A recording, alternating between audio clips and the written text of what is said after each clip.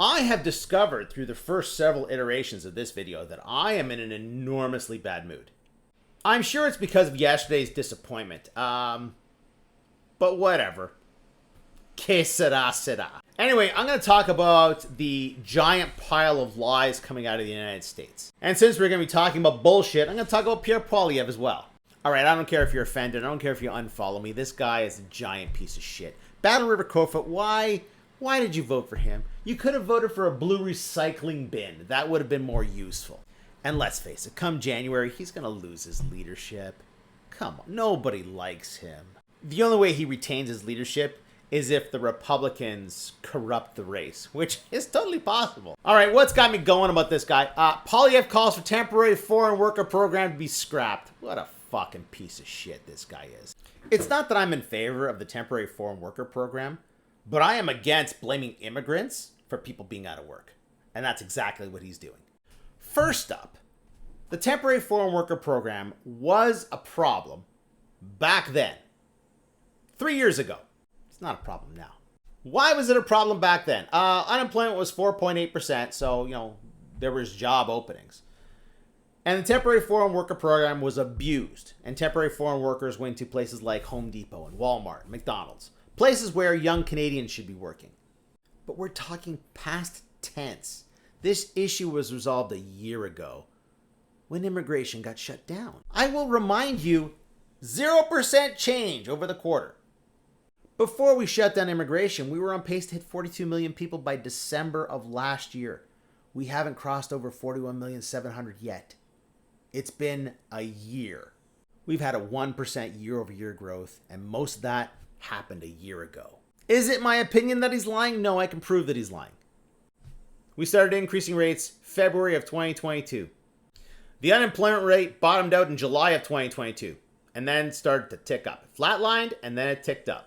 Employment ticked up until November of 2024. There you go, 6.9%, which is exactly where we are right now. So this has been a flat line.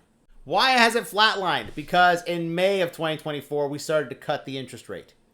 This has turned the rig around. And the unemployment rate will fall as long as the interest rates fall.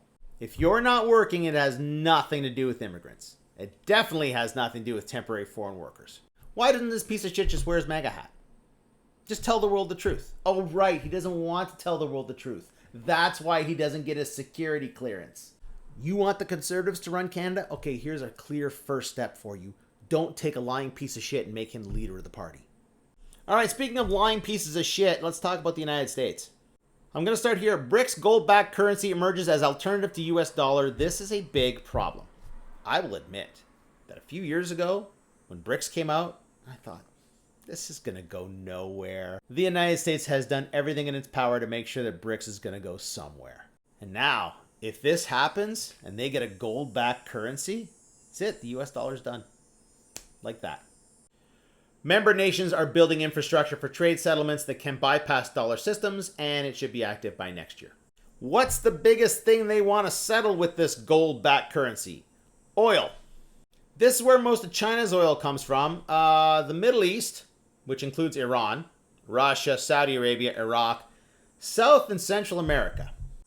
The United States is down there just above Canada.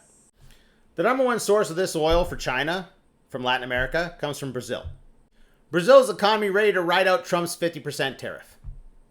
Yeah, Trump put a 50% tariff on Brazil because they put their former president, Jair Bolsonaro, in prison for being a corrupt piece of shit. Another big supplier to China, Venezuela. U.S. military strikes drug vessel from Venezuela, killing 11. Listening to Donald Trump talk about this, you'd think it was an enormous boat. It was that little thing. Like, I'm sure it could scoot across the water. It looks like it's got like 4 outboards on it, right? But it's not that big. Lots and lots of drugs. How do they know? It's gone. They blew it up. Yeah, I don't know how they confirm whether this had anything on it at all. Heck, I'm even doubtful that boat could hold 11 people. None of this stuff is about drugs. They don't care. This is all about trying to screw over China, because China is kicking their ass.